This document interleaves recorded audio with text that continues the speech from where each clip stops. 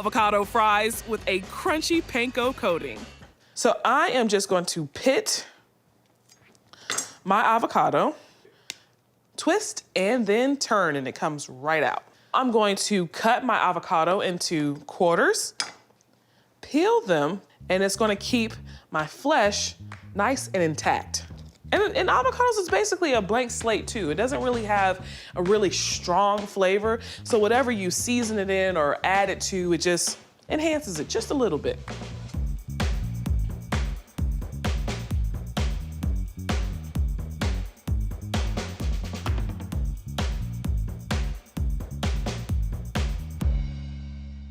I'm gonna coat these in flour, panko, and ranch seasoning. So I'm gonna crack 2 eggs and put them into this bowl. That's gonna keep that panko on the avocados. I'm gonna use a 1/2 cup of flour in this tray. I'm gonna add 3 tablespoons of ranch powder. You can add your favorite seasonings, but I love the ranch flavor on these fries. So I'm gonna add panko to this tray, a little salt, a little pepper, mix that up. All right, so let me show you how to do this. You get your avocado, roll it around in flour and your ranch, roll it around in your egg, dip it into the panko, and make sure it's coated.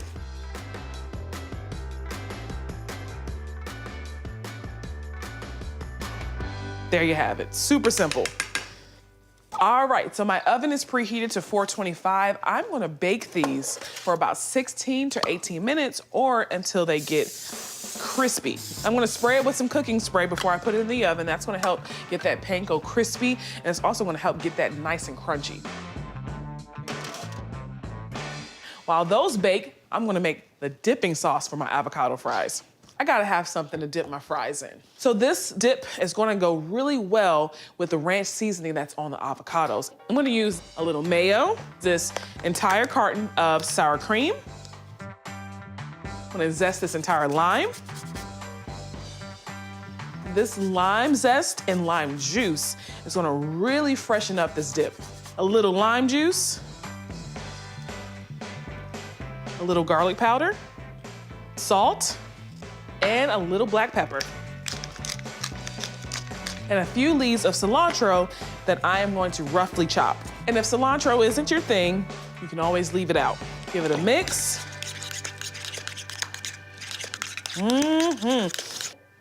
My avocado fries are done. And look how crispy and golden brown they got. They look crunchy. It'd be really cool to try it, right? It just came out of the oven, but this dipping sauce will cool it down.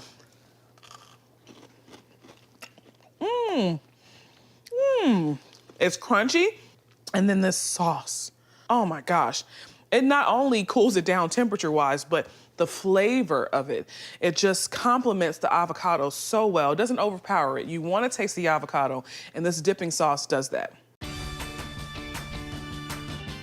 I've got a refreshing 4-bean salad. So I blanched these beans because I want them to have a little bite. No need to cook at all. This is a very fresh, very crispy salad. I'm gonna start my vinaigrette. A heavy tablespoon of yellow mustard, 3 tablespoons of apple cider vinegar, about a 1/3 cup of olive oil, a little bit of honey. It's gonna be like a sweet and tangy vinaigrette. Similar flavor to the barbecue sauce, 2 grated cloves of garlic, salt and pepper. The great thing about this salad is that it's hearty and it feeds a crowd. It goes a very long way. Time to assemble my salad. I'm gonna put in the green beans, red kidney beans. It's so pretty already. White beans, some baby lima beans. Just gonna give it a little toss before I add in my final ingredients. All right, I'm gonna push this to a side. I'm gonna add in some green scallions. Cilantro, just to add some of that herby flavor to it as well. And if you don't love cilantro, you can always leave that out. Cranberries, I used honey in the vinaigrette, so cranberries just add a little bit of extra sweetness. And a handful of sliced almonds. And almonds are just gonna add in texture. And just like that, it's done.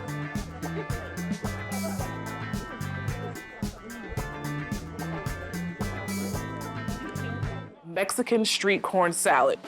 So I have 6 ears of corn here. For the corn, I'm gonna make my cream base, 1.5 cups mayo, just eyeballing this.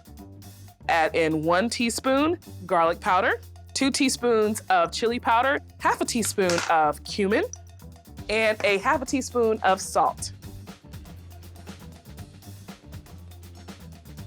Make sure that it's nice and fully incorporated. So I'm gonna use this in multiple ways. I'm gonna brush it on the corn. Ooh, it smells so good. I smell the smokiness. The corn are nice and covered. I got my grill hot. I'm gonna put them right on the grill. Get that sizzle going. Oh yeah. I love grilled corn. So this is gonna take about 5 or 6 minutes per side. I'm gonna add a few more ingredients to that bowl to get my salad going. This cream is great as it is, but I'm gonna add some green onions, some cilantro, and the juice of 2 limes. The juice of these limes are gonna loosen up that cream mixture. All right, so that corn is popping. That means you need to turn it. It looks kind of burnt, but it's not. You want that char because it's gonna be so beautiful in that salad. That needs 5 to 6 more minutes. While that's going, I'm gonna finish up on my dressing. If I'm making a grilled corn salad, I like something spicy, and I mean, I'm from the South, I gotta use hot sauce. And I've got some cotija cheese. You can also use fresca cheese, which is less sharp and less salty. That red color, the pop of green from the green onions and the cilantro, smells amazing. My corn is definitely done. Got some nice char on both sides. I can eat it right off the cob, just as is. And I'm gonna show you an easier way to get the corn off the cob. I got 2 bowls. Turn the smaller bowl over. Place the corn on top. Look at that. See how easy that is?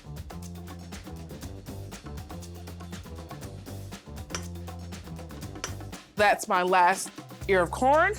So I'm adding the corn where I have the mayo, the hot sauce, the chili powder, the cumin, the garlic, cilantro, the green onions. It's a fiesta in a bowl.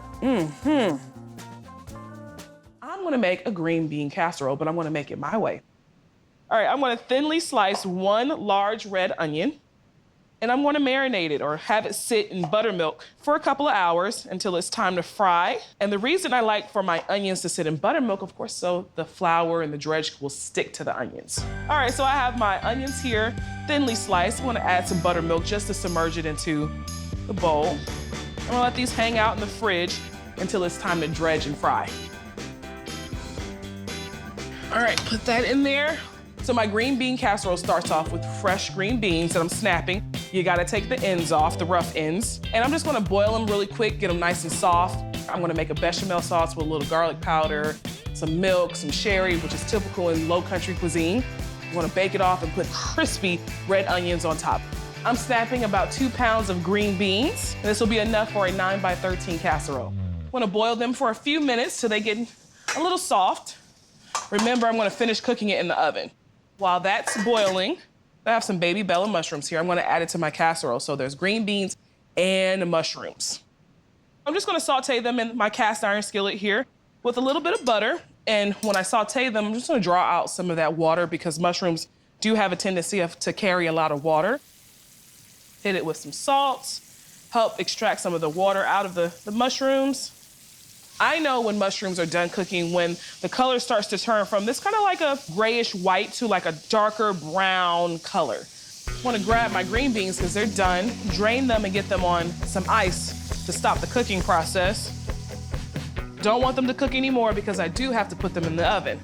So the mushrooms look great. I'm gonna take them out and start my bechamel sauce, which is basically a cream sauce. I'm basically making a cream of mushroom sauce. The start of a bechamel sauce is normally butter and flour, then milk. All right, so I'm gonna add 4 tablespoons of butter I'm gonna add a 1/4 cup of flour. That's how it gets nice and thick. And I'm basically making a roux. Add a little bit of my sherry in there. I'd say about a 1/4 cup of sherry. Typically in a bechamel sauce, you will not find sherry. Just wanna give it a dry type of wine flavor. I'm gonna add in about 2 cups of milk. And you actually wanna use a whisk because you gotta break down the flour, otherwise you'll have clumps of flour in your bechamel. Now I wanna season my bechamel with cracked black pepper and some garlic powder. Starting to smell that. It's gonna take about 5 minutes until the sauce gets nice and thick. I wanna actually add back my mushrooms at this time. So this is perfect texture that I'm looking for. It just coats the spoon. I wanna turn it off.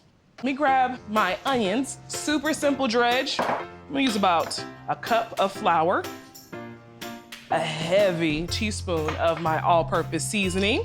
Just in case you don't know, I got some sweet paprika, some onion powder, garlic powder, salt, pepper.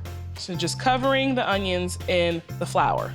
I have some oil that I have nice and hot back there in a cast iron skillet. I'm just gonna drop it in the oil, fry it up, super simple. Drop it like it's hot, because it is. They're golden brown. I'm gonna drop them off here. Got my green beans.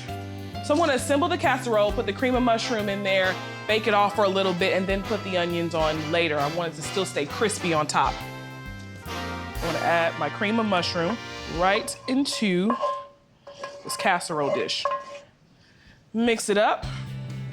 All right, I'm gonna pop my green bean casserole in the oven. Again, the oven is at 350. I wanna let this bake uncovered for about 15 to 20 minutes. All right, my green bean casserole is done.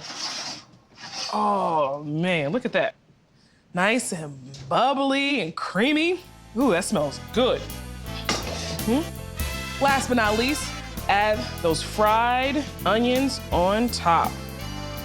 And I like a lot of onion. I'm gonna put all of the onions on top there. Cornbread with green onions, jalapenos, honey, and cheddar.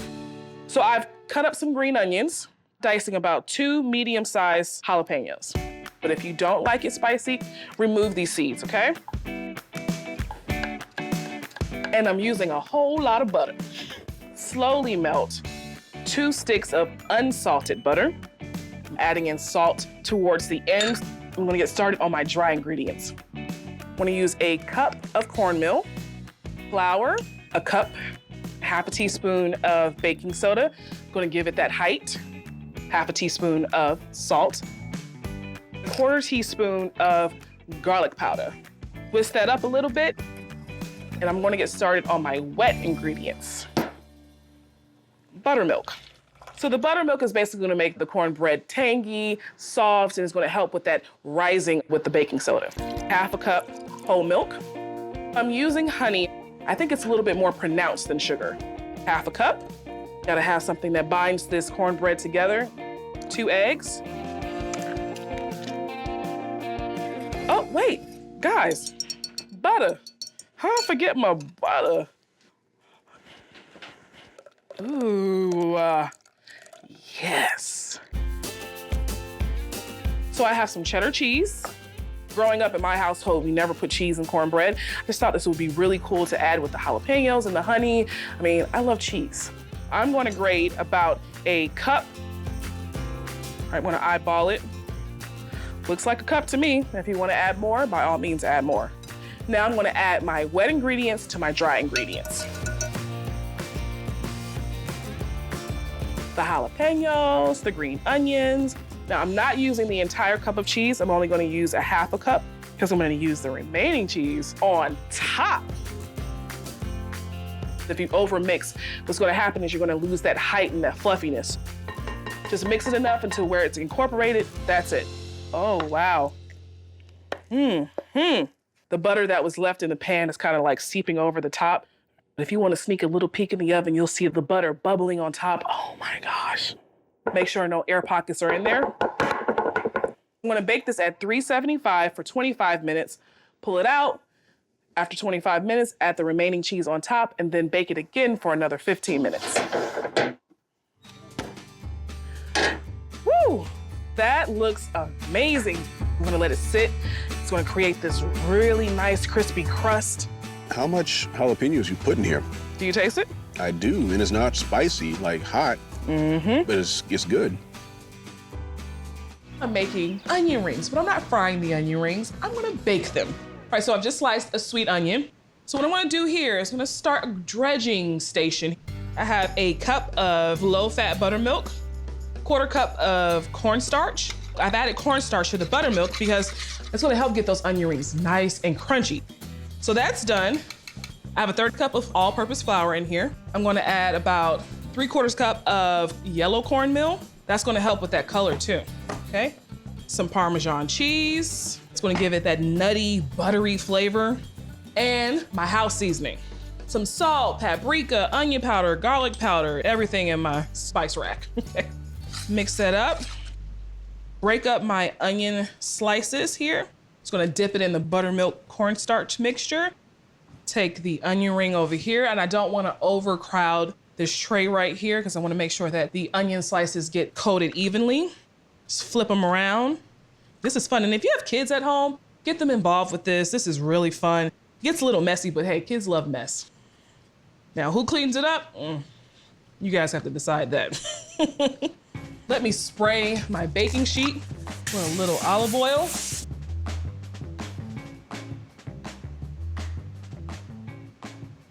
That looks like it's enough for 2 people, even though I think Katie can eat that by herself. Let me wash my hands and get those bad boys in the oven. I'm gonna spray it one more time with olive oil because I am oven frying the onion rings. Make sure they're covered. I have my oven preheated to 425. I'm gonna get it nice and crispy on one side, flip it. I'm gonna bake it for an additional 10 minutes. So it's gonna bake for about 25 minutes altogether. And when I pull this tray out of the oven, I promise you, you can't tell that I didn't deep fry these babies. The onion rings are done and Katie's here. I'm gonna dig into these onion rings. I'm gonna get those. Yeah, dig into it, dig into it. Ooh, I heard the crunch. They're very crispy.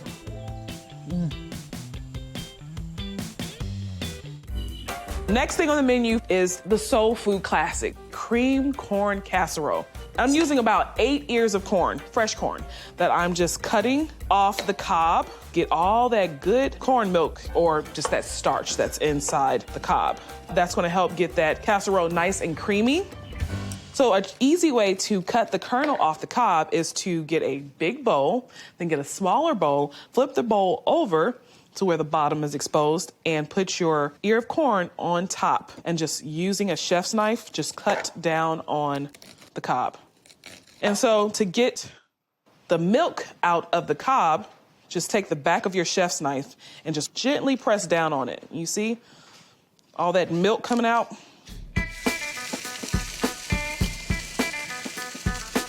So what I'm doing here is making my creamed corn. My butter is melted. I'm gonna add my corn.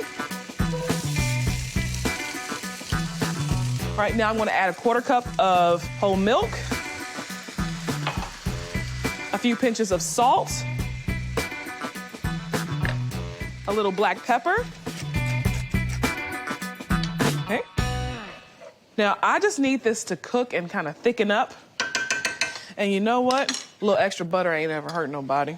I'm gonna actually add a 1/2 stick of butter to this. I want this to be creamy and cheesy and buttery.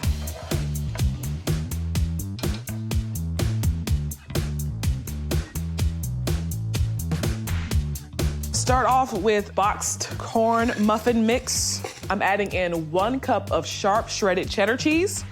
This entire container of sour cream is gonna add a little tang to it. And 2 eggs. And I'm just whisking it until I see no more streaks of that cornmeal. Okay. Now to add that creamed corn.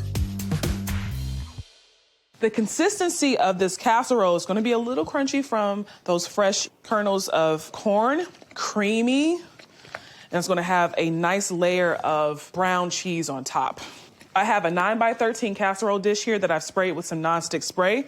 Pour my mixture right into the casserole dish. And last but not least, I'm going to top it off with some more cheddar cheese.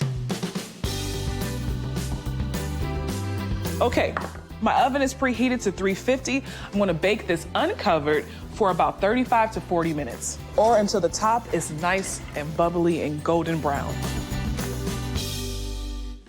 A great thing about this pasta salad is that you can put whatever veggie you like in there. I am making a summery and simple pasta salad. I have some tricolor pasta here that I've already cooked and drained. I'm cutting up some summer squash, which is really beautiful and tasty around this time of year. I'm just gonna throw in some tomatoes, olives, and a little bit more of that Italian dressing I used for the sliders. And so now I'm just dicing my zucchini. I have some yellow squash right there as well.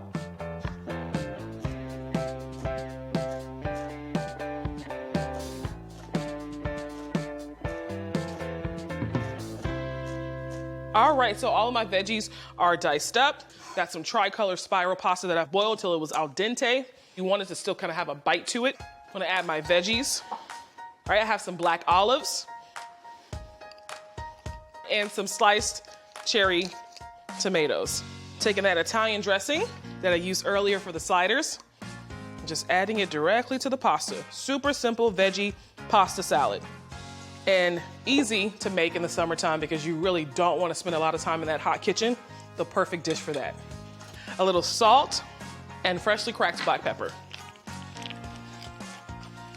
The great thing about pasta salads, the longer it sits, the better it gets. So you can actually make this a day before or even 2 days in advance. And as it sits in that Italian dressing, it's just going to soak up all of that flavor. All right, I'm just going to give it a mix, and this pasta salad is done. If you want, you can also add some cheese to this. Feta would be really good in here. You can add more Parmesan. Again, you can add any protein that you want if you want to add a protein.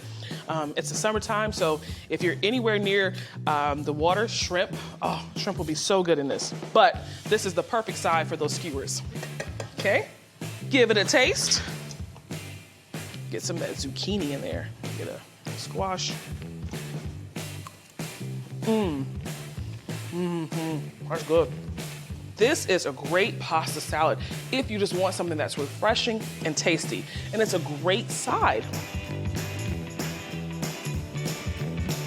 I'm hosting my annual family reunion, and my Aunt TC is gonna stop by early to make her special potato salad. So tell me how I can help.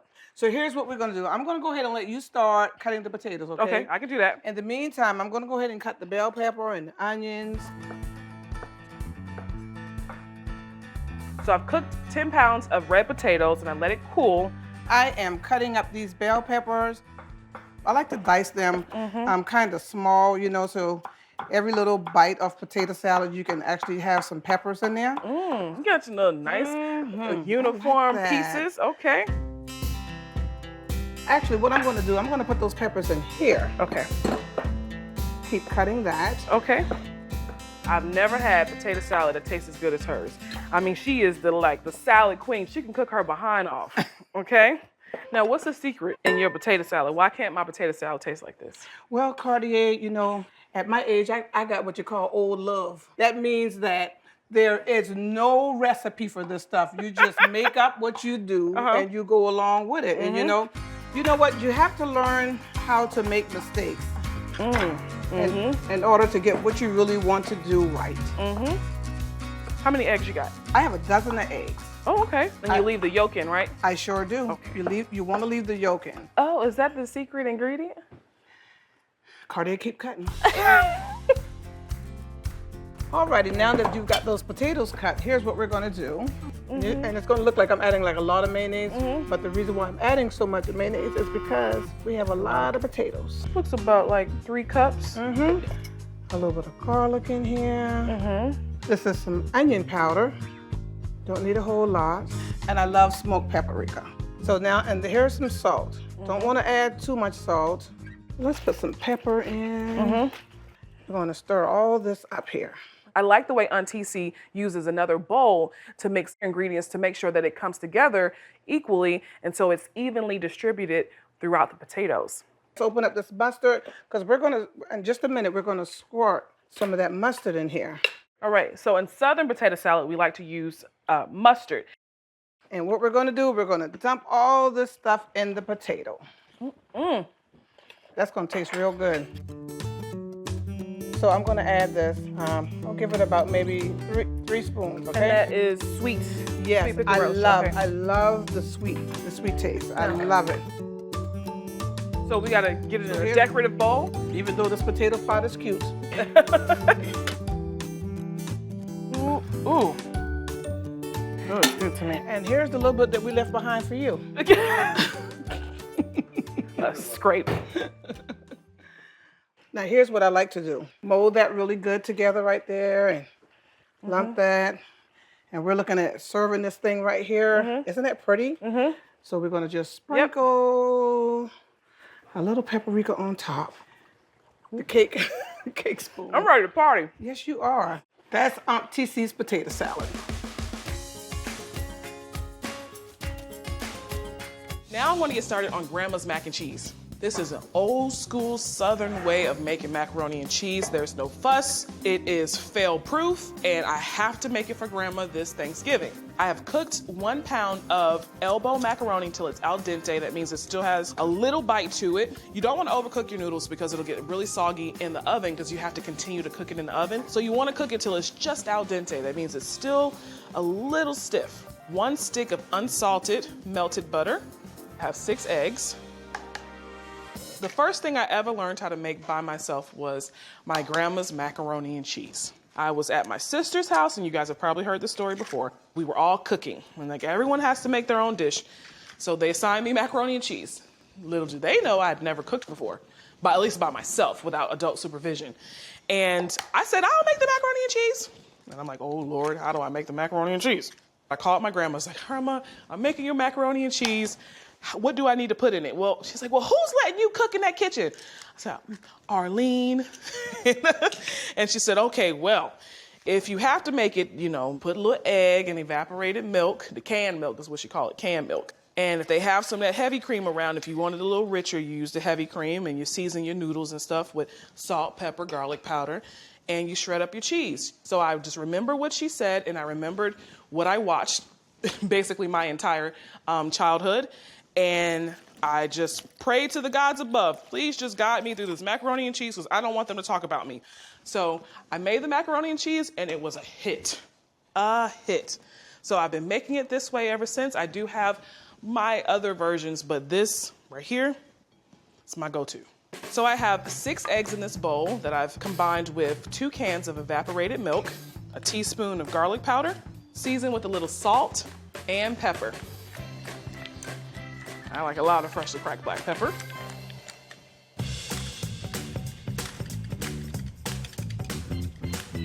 Pour my egg and milk mixture into my casserole dish that I've sprayed with nonstick spray and my noodles. Give it a mix. And remember, I have that melted butter in there as well. Okay. 2 cups of heavy cream. Have some cubed sharp cheddar here. Now, back when my grandmother used to make this, and I would be her little helper, she wouldn't let me cut the cheese, but she would let me put the cheese from her cutting board into a bowl, and she'll turn around and she's like, well, did you put the cheese in the bowl? And by the time she turns around, the cheese was gone. I would eat this. That was my duty. Hand shredded extra sharp cheddar cheese, about 1.5 pounds. That extra sharp gives it a little extra tang. The trick to making creamy and cheesy Southern baked macaroni and cheese is to make sure that your noodles are swimming in milk and cheese. You don't want to see any exposed noodles. No naked noodles. Before I cover this, I'm going to sprinkle with more cheese on top to get a nice even layer of cheese. This looks incredible. I have my oven preheated to 350. I'm gonna bake this off for about 40 minutes or until it gets nice and bubbly in the inside, and then I'm gonna take the foil off and let it cook for an additional 10 to 15 minutes or until the top is browned. And what I also like to do is spray my aluminum foil with a little nonstick spray so that cheese doesn't stick. That's a trick Grandma taught me.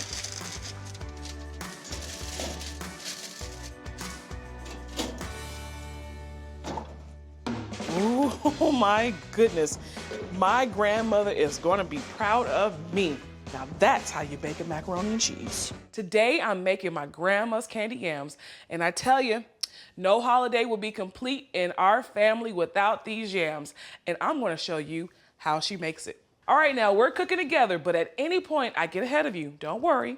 Just hit pause and catch up to me when you're ready. Before we begin, please preheat your oven to 375. All right, let's get cooking. We got our 4 sweet potatoes. Now you're probably wondering, why are we calling this yams if it's really sweet potatoes? Not many people know this, but you will now. Sweet potatoes and yams are different. I know. Well, somehow, somewhere along the way, they just started calling cooked sweet potatoes yams. But just in case you need to know, these are sweet potatoes. Sweet potatoes are a lot lighter and the skin is less tough than yams. Yams are darker in color. They're more like of a purple color. And yams are mainly found in tropical areas. The more you know. I love my grandma's candy yams.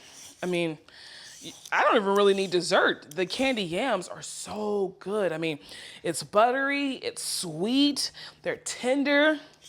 I think everyone comes to Thanksgiving dinner expecting my grandmother's sweet potato pie and her candy yams. That woman knows her way with sweet potatoes. She does.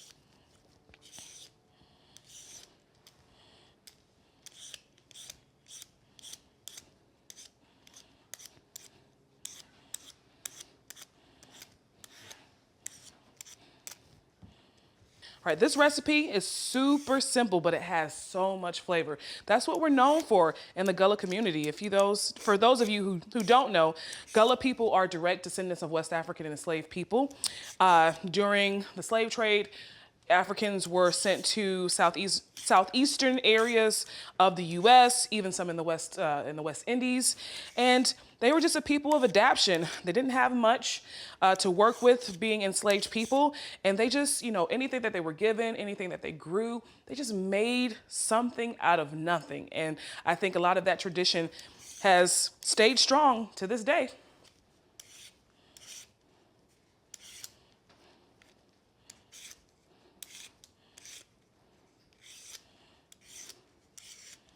Now, as I'm peeling my sweet potato, I noticed that there are a little bit of white spots on here.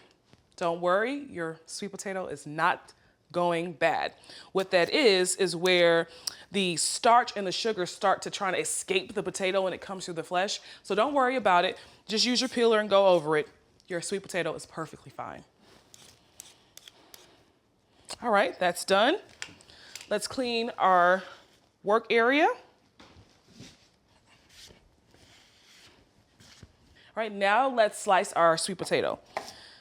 I like to slice my sweet potato, I would say about this width. It's not about a ½ inch, I would say about a ¼ inch thick.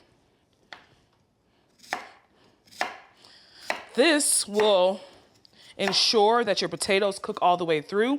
If they're too thick, they're gonna take longer to cook and you run the risk of burning your sugar. My favorite holiday has to be Thanksgiving. And it's, of course it's for the food, but it's a gathering. It's, being able to fellowship with your family members around food and not feeling bad about eating an insane amount of food and sweets and desserts. I guess Christmas is almost the same, but we don't cook as heavy for Christmas. So I try to get it in during Thanksgiving.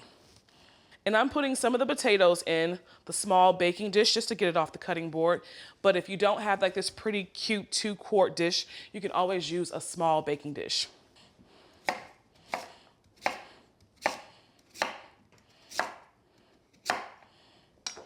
It's a little thicker.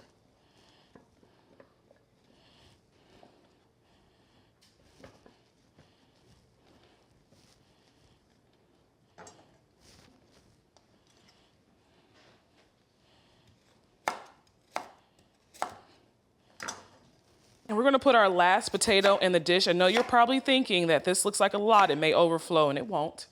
Because as the potato cooks, it will shrink in size.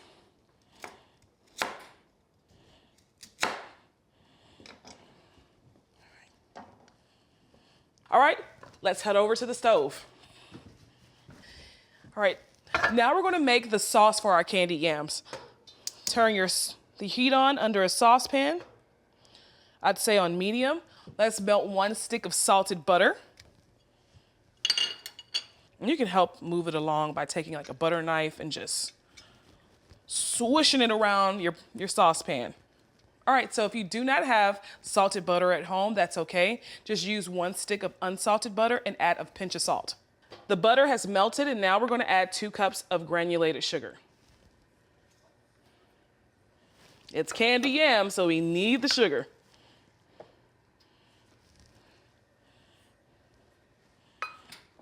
Okay, I'm gonna use a spoon and just mix the butter with the sugar.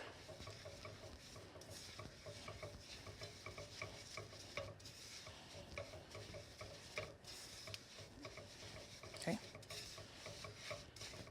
While this melts, grab 1 20-ounce can of crushed pineapples. I have a strainer here. I'm gonna use just some of the juice and pineapples from this can. Okay, I'd say half the can. Add the juice to the pot, as well as the pineapples. Give it a stir. And you'll start to notice that the sugar is melting down. And eventually, it'll become this syrupy consistency. Okay. Let's add a teaspoon of cinnamon, a teaspoon of cloves,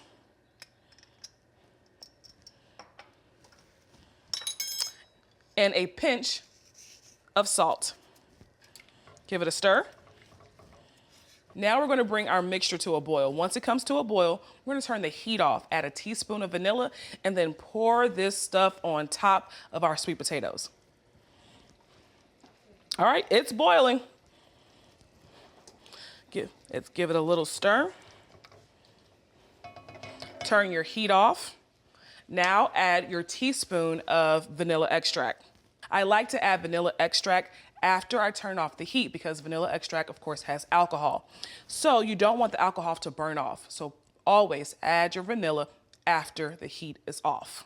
Move your potatoes on a flat surface. Grab your mitts because your pot should be hot. And pour the sauce right on top of the sweet potatoes.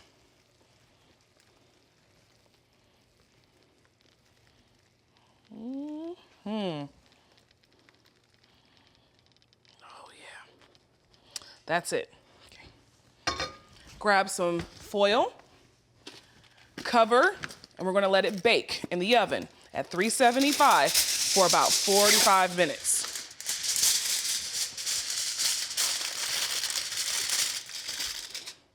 Okay.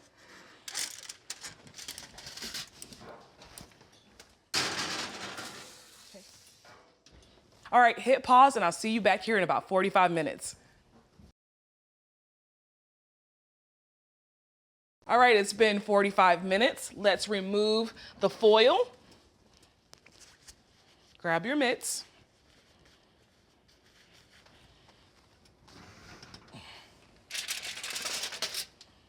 Ooh, it's pretty. All right. We're gonna let that cook for an additional 20 to 25 minutes until the yams or sweet potatoes are tender and everything is nice and caramelized. Hit pause and meet me back here then. All right, it's been 25 minutes.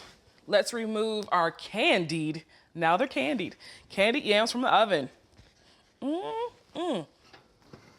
Oh, look at that.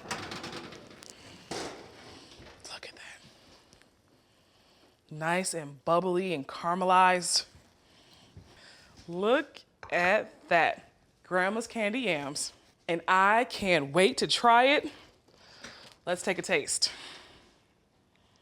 Ooh, hoo-hoo. I like it with a lot of juice. You gotta get that juice from the bottom. That's what my grandma says. Oh, that looks good. It looks good. Let's taste.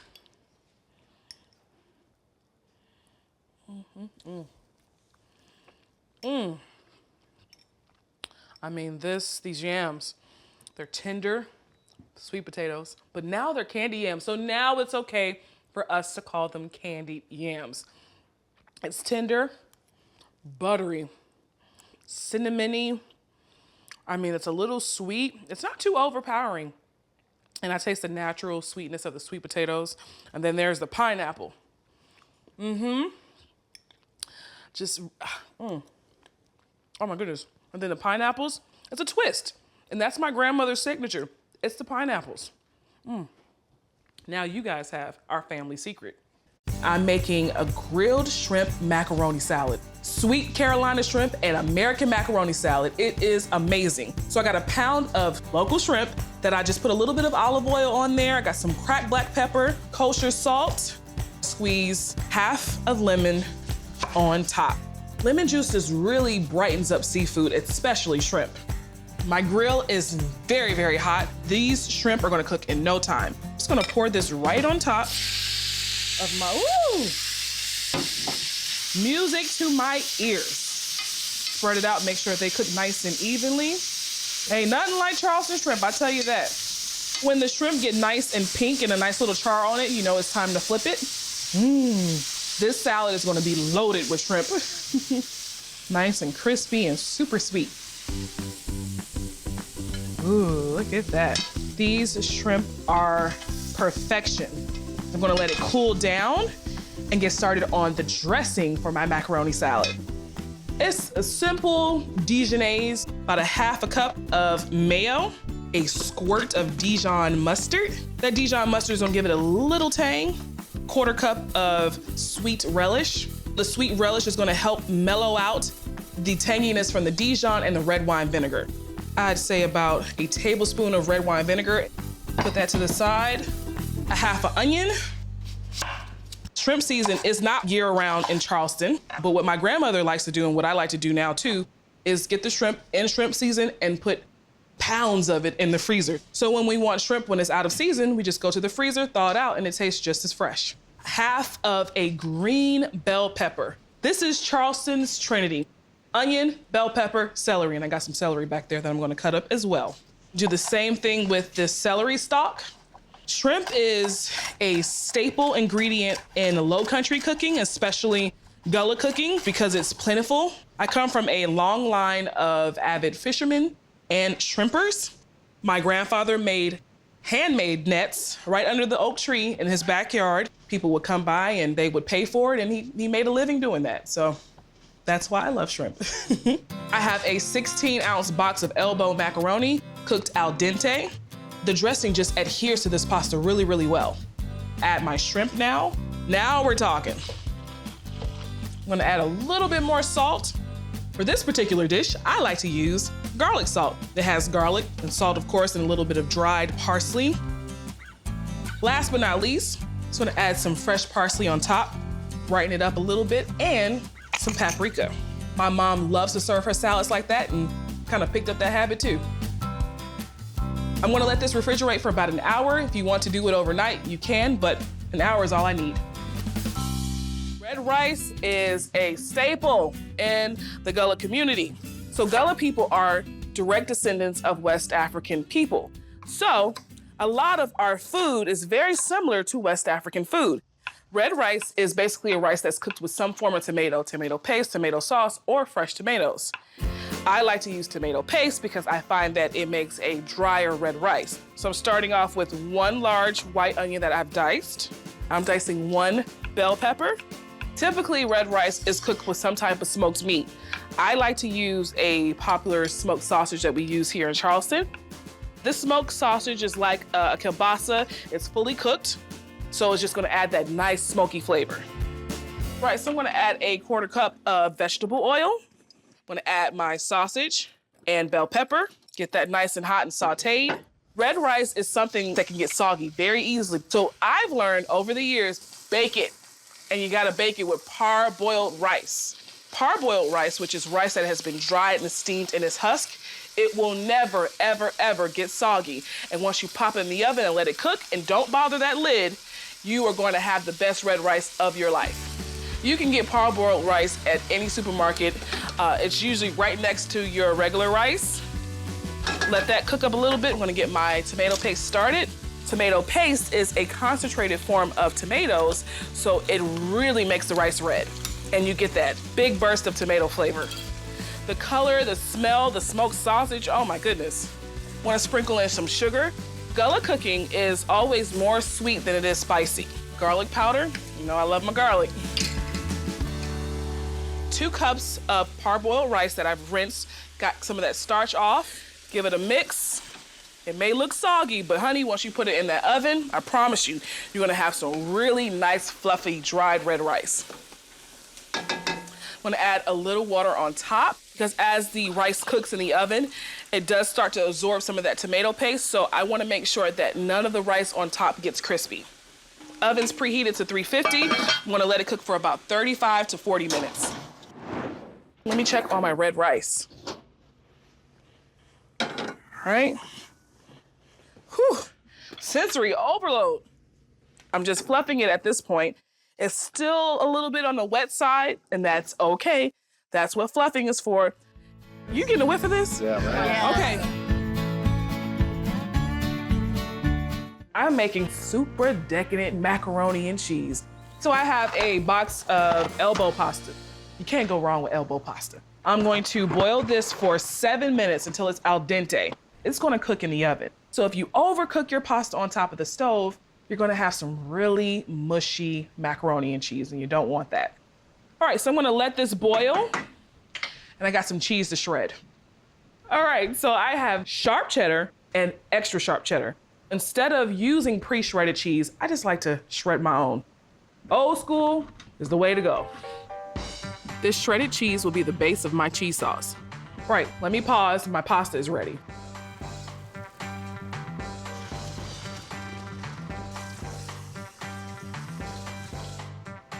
Right, so I rinsed it with some cold water to stop the cooking process and just setting it back there. Gotta finish up with this cheese. So what I do is just eyeball it. All right, and I'm using the extra sharp cheddar to cut into small cubes. I'll add the cubes right before it goes in the oven. Gotta make a cheese sauce. I'm gonna head over to my stove. I am making a cheese sauce. The fancy term for it would be a bechamel, which is a roux. It's basically gonna thicken up my cheese sauce. So I have a half a stick of unsalted butter. I'm gonna add to this a few pinches of flour. My grandmother never measured this. She just put it in there.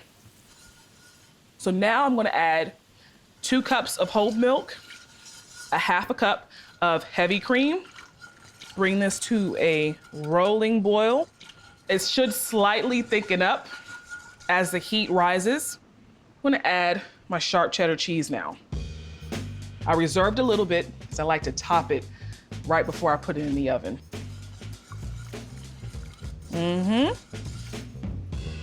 This is the consistency I want. Almost like a nacho cheese consistency. Okay, my grandmother does not use cream cheese, but I like using cream cheese because cream cheese just adds a slight tang.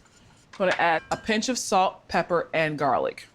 Just added my garlic powder. I'm gonna add some freshly cracked black pepper and a pinch of salt. You don't wanna over salt your macaroni and cheese. All right, I'm gonna take it over here. I'm gonna put my elbow pasta in my pot. I'm gonna do all the mixing in this pot. Grab my spoon back here. You hear that? You hear that? You know you got some good macaroni and cheese. Whoo, look at this, y'all. Woo-hoo. All right, so last but not least, I'm gonna add in 2 eggs.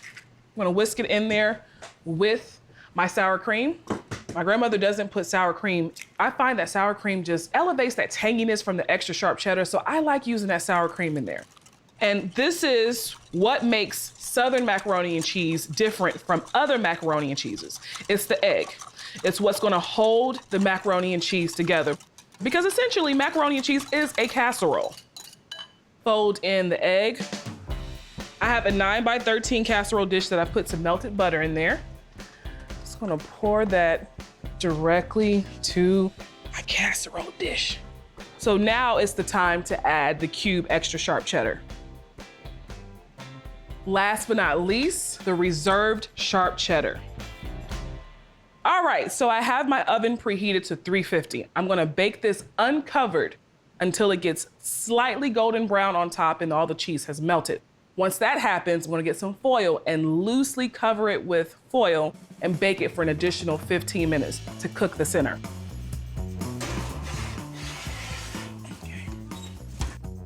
I'm pulling out my macaroni and cheese. Ooh, I tell you, it smells delicious. You wanna see it? Look. Look at that. It looks like my grandma's. It actually looks a little better. It looks good. Grandma, you didn't hear that. Yours is still good. Oh, this smells amazing. All right, y'all ready to dig in? Yes. The mac and cheese is amazing. Thank you. So Thank you. creamy and cheesy. Wow.